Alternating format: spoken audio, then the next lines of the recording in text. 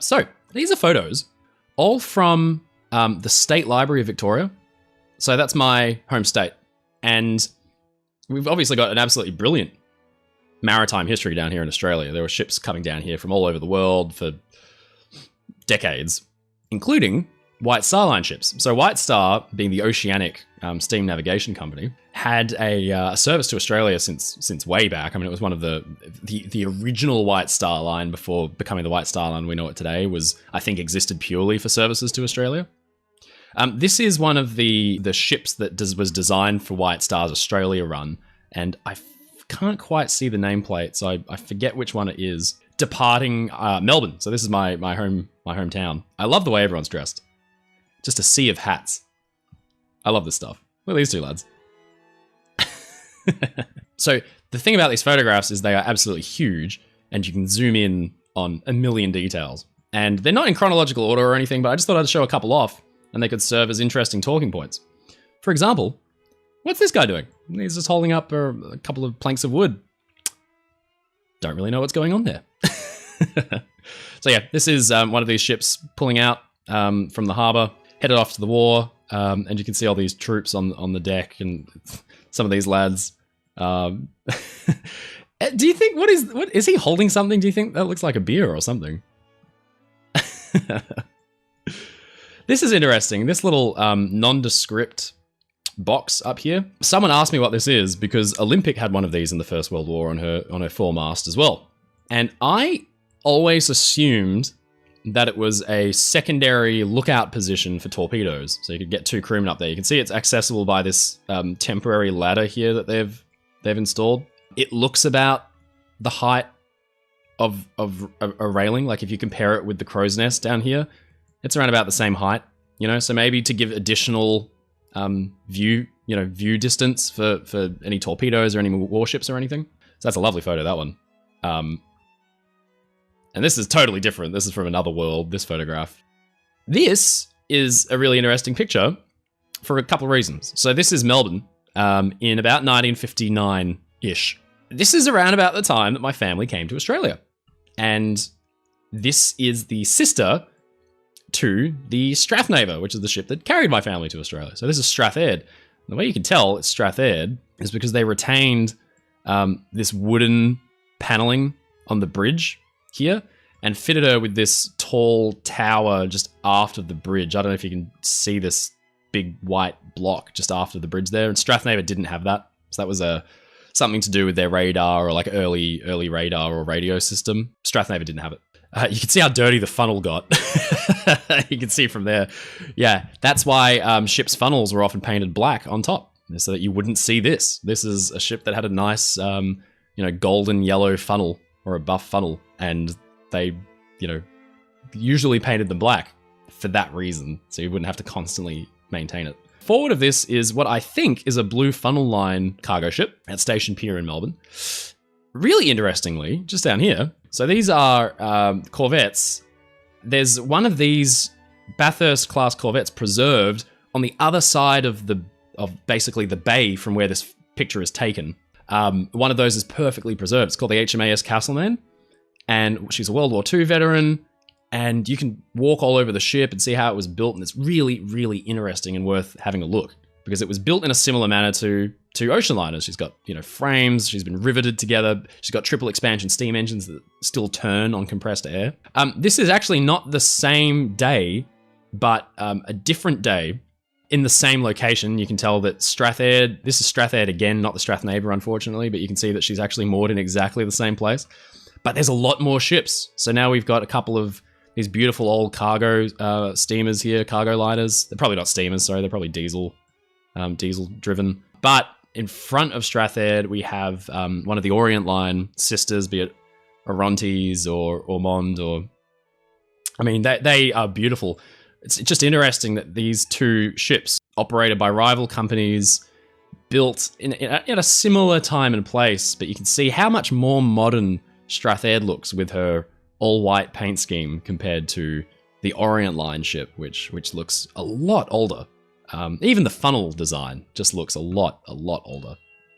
This is the Strath Naava when she was a troop ship. And what I love about this picture is that you could see the boat plaques. So you can see here you've got the lifeboat number and a boat plaque behind it. And I actually have one of those boat plaques. I think I showed it off in my Strath Naava video, or I showed it off in a video. This is how she was configured. You can see there's these wooden square things that these blokes are kind of standing on, or rafts. So that's a type of, I think it's called the Linklater raft. And Britannic carried those, and a bunch of ships carried them through the war. That Britannic had those in the First World War. You can see how messed up these funnels got if they weren't painted black on top. So that makes sense as to why liners had black painted funnel tops. See if you can pick which of these two funnels is the real funnel and which one's the dummy funnel. No points for guessing on that one. What have we got next? Ceramic. Okay. So this is one of the White Star liners that was operating to Australia. That first picture that I showed you guys, there was a troop ship. I think that may have been the Ceramic. I'm not entirely certain, but it may have been. But these are two blokes playing shuffleboard on board Ceramic. This gives you a really good sensation of what it was like on one of these liners, in that there's you on this ship and there's nothing out there. You know, the ocean is like the moon. There's nothing around you, and it's quite a weird feeling. And it heightens this sense of you get really connected to the ship. Anyone who's ever been on a cruise or on a transatlantic voyage, I'm sure, has felt this feeling of like, you know, you become at home. You know, it's like your own little protective cocoon, and you get to know the ship and the passengers really, really well, and you become friends with everyone, and it's a very different sensation to just staying in a hotel. This is even better. You can see it's blowy that day. Very windy. You can see all the white caps on the waves there. I can't tell if this is the ship's shear, so how much they would sag, but it actually looks like she's going over a big swell. This is looking aft, so we're standing on the forecastle looking aft down the length of the ship, and you can see that she's coming up over the top of a wave before plunging back down. So she'd have to be up here about 5 degrees, don't you think? Look at the angle there. That's insane. Wow. But yeah, that's a big sea. And these chaps just standing around watching it go past. It's pretty cool. All right, this is a cool photo. I just want to talk about this real quick. You've got, I think this is the forecastle of the Ceramic. And again, all these photographs, they're all just held in the State Library of Victoria, which is really cool because you can download them and you can zoom right in.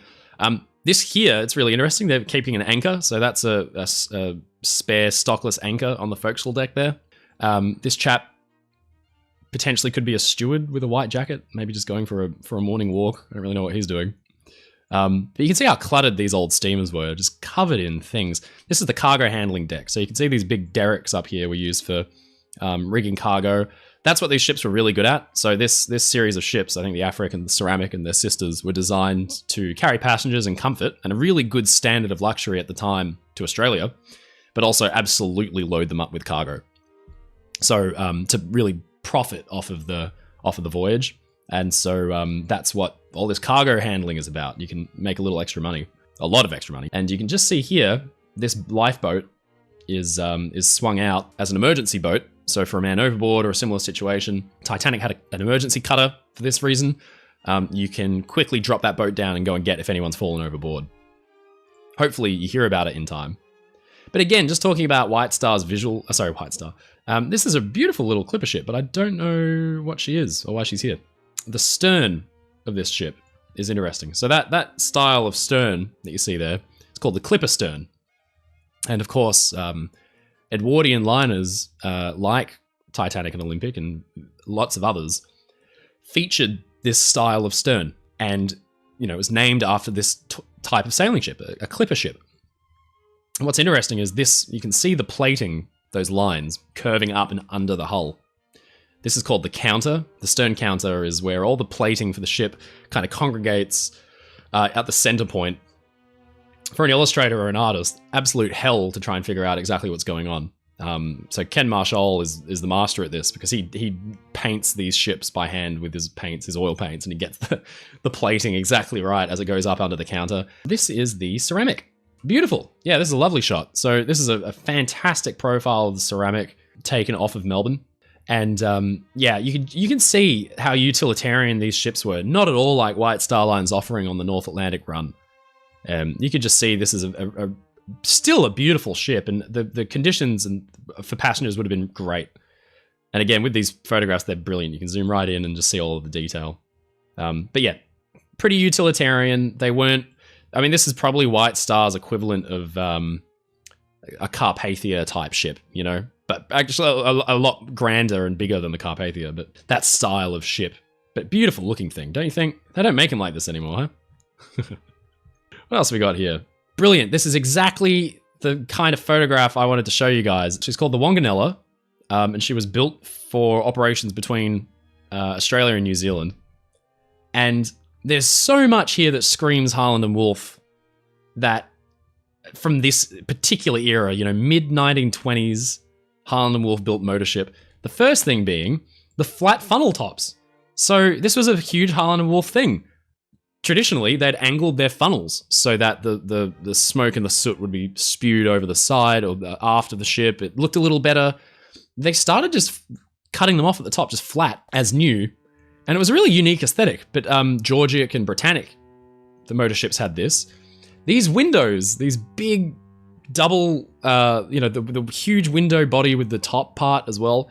Very, very Harland and Wolff. So many of their ships had that exact style of window in the same place with this blocky superstructure with a flat front. But what an absolutely gorgeous ship the Wanganella is. This is another style of stern called the cruiser stern that was popularized really after the First World War. The counter stern stopped being a thing, and you saw the cruiser stern on ships all the way up from the Queen Mary and all very, very popular from the 20s and on. But what an eye-achingly beautiful ship, don't you guys think? Gee, imagine having one of these staterooms right here, So you've basically got your own nice little promenade out the front. You can look out over the waves, and you can see how absolutely cluttered with ventilators and fans and all kinds of things. So you can see these huge fan, where the Wanganella name plate is here, just forward of that you see these massive round looking things. Those are huge Scirocco fans that I believe would be sucking air all the way down into the engine room, directly below. The piping on the funnel here is interesting. The Olympic class and other ships have this as well, but that piping is to create water pressure for the ship's water lines. And most buildings have a similar arrangement. The water is being pumped through. If you've got this, just creates a natural pressure down the line by having pipes running up something. So that's why you get these pipes and in funny places, usually on the funnels. It's another of the White Star Line ships. So this even I think is an even better one at giving you a view of the counter stern. So there you go. Lovely stern form. I mean, it's such a nice shape, don't you think? It's really interesting as well in this picture. You get a great view of the camber of the ship. So you see the front of this deck house here. Well, this is the rear part of the deck house.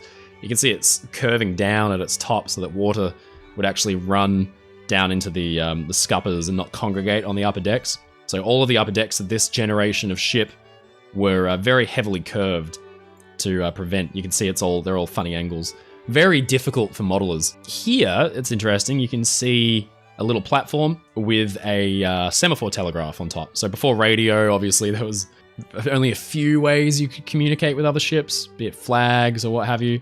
That's one way of doing it. So you have a semaphore telegraph, semaphore being the thing that would, the language using flags in different positions. This thing replaced that, so you wouldn't need a guy up there with flags.